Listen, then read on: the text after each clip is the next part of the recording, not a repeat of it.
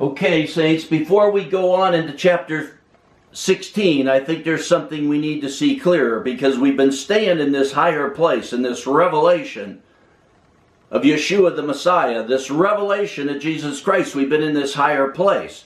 But we need to dig down here a little bit and see something more clearly in chapter 15, Revelation chapter 15. 15:1, we read, "And I saw another sign in heaven, great and marvelous, 7 angels who had 7 plagues." Now that plagues there more clearly means wounds. It can mean calamity, plagues, or a wound. So we see this sign in heaven. It's great and marvelous, John said. It stood out to him.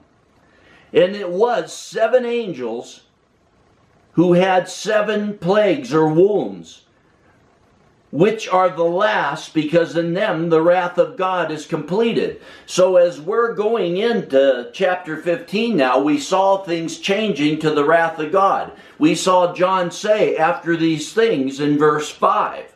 So we've changed subjects from the saints. They go into the tribulation, they get saved in the tribulation, then they come out of the tribulation. We're now clearly leaving the saints in the tribulation and going to the wrath of God. And John now sees another sign. So we're entering into this new sign, this third sign. And it's these 7 angels who had these 7 plagues. It's a sign. It's not a clear vision. It's not something. It's a sign, a symbol, a representation of something. And in verse 6 we read, "And the 7 angels who had the 7 plagues or the 7 wounds came out of the temple."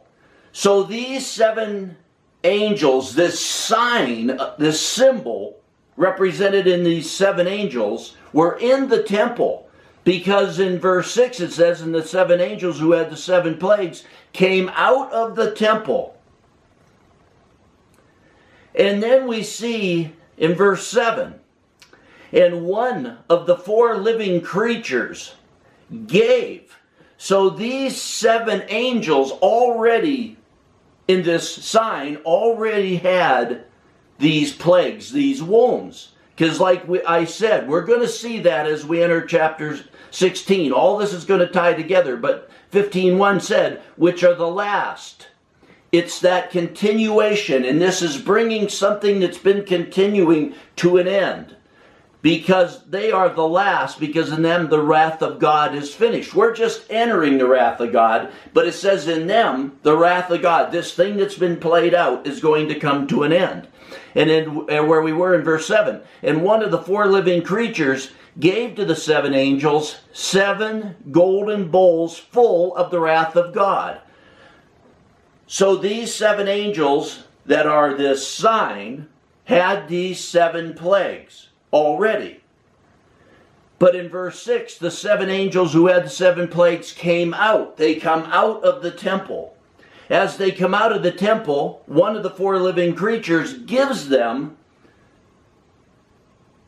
the 7 bowls of the wrath of God.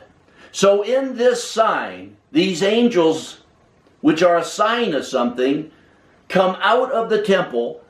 One of the 4 living creatures gives them then the 7 bowls of the wrath of God. And in 15:1 again, remember, we are in this sign, and it's a great and marvelous sign. Now, where am I going with this? These 7 angels. This is all going to tie together in the next message in chapter 16, and I think it's very important we see this, because we have these 7 angels, and they're a sign, they're a type, they're a representation of something.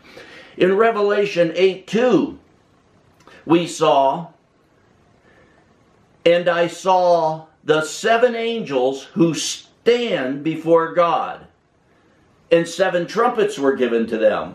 What we're going to see, saints, is that these 7 angels in Revelation 8:2, which are standing before God, are these same 7 angels here. But here they're a sign, they're a type of something that's been playing out and that's going to come to an end. And they stand before God. So that is in heaven, at the throne where John was seeing those things. And let's see here in Revelation 4:5. We're at that throne, the throne of the Father, where John is caught up into heaven. And we see his throne, and around the throne we saw in verse 4, there were 24 thrones, and upon the thrones I saw 24 elders. So there's this throne of the Father, and there's these 24 elders around it. And what do we read in verse 5? And from the throne proceeded flashes of lightning and sounds and peals of thunder. And here, saints, look at this. And there were 7 lamps of fire burning before the throne, which are the 7 spirits of God. Everybody's confused about this. Are these angels? Are these spirits? Does it represent something? This is the same ones we saw that are a sign in chapter 15. They're the same ones we saw in Revelation 8:2. And I saw 7 angels who stand before God. And we're backing up here now. We're going back and seeing where we've come from. And in Revelation 4:5, and there were 7 lamps of fire burning before the throne, which are the 7 spirits of God. And you say, oh, are you sure? How do you know that that's them? That says they're lamps of fire. That was 7 angels standing before God in 8:2. And sure, we can see it's a sign in chapter 15. But here it says there are 7 lamps of fire burning before the throne. And what does it say in Hebrews? Chapter 1, let's read verses 6 and 7. And when he again brings the firstborn into the world, he says, and let all the angels of God worship him. Referring to the Son, he says, let all the angels of God worship him. And in verse 7, and of the angels, he says, God says of the angels, who makes his angels spirits, he makes his angels spirits, and his ministers, referring to these angels, a flame of fire. So it says here that God has made his angels spirits, and his angels, his ministers, a flame of fire. And let's go back the other way again. Revelation 4:5 again. And there were 7 lamps of fire burning before the throne, which are the 7 spirits of God. What we just read in Hebrews. And then in Revelation 8:2, it's these saints. They're the angels that are in chapter 4. It's those lamps of fire burning before the throne. And in Revelation 8:2, and I saw the 7 angels who stand before God. And then we come up where we're at in chapter 15, and I saw another sign in heaven, great and marvelous, 7 angels who had 7 plagues, which are the last, because in them the wrath of God is finished. We're going to see all this tied together. I wanted to touch upon this because chapter 16 is going to be so important to see this. So in 15:1 we have these 7 angels, which are a sign. They're a symbol. They're a type of something. Saints, they're the same 7 angels that had the 7 trumpets in Revelation 8:2. And in Revelation 8:6, and the 7 angels who had the 7 plagues came out of the temple. In 8:2, they're there before God in the temple. It has to do with the saints, the messages to the saints. Now the saints are gone. Now we're going into the wrath of God. We've left those that are saved to go into the tribulation, saved into the tribulation, and come out of the tribulation. John said after these things, we're changing things. We're now going into the wrath of God. And in verse 6 it said, and the 7 angels who had the 7 plagues came out of the temple. So those 7 angels that stood before God in Revelation 8:2 have now come out of the temple. And in verse 7 we read, and one of the 4 living creatures gave to the 7 angels, and here they're a sign, 7 golden bowls full of the wrath of God. So I wanted us to see that before we go to chapter 16.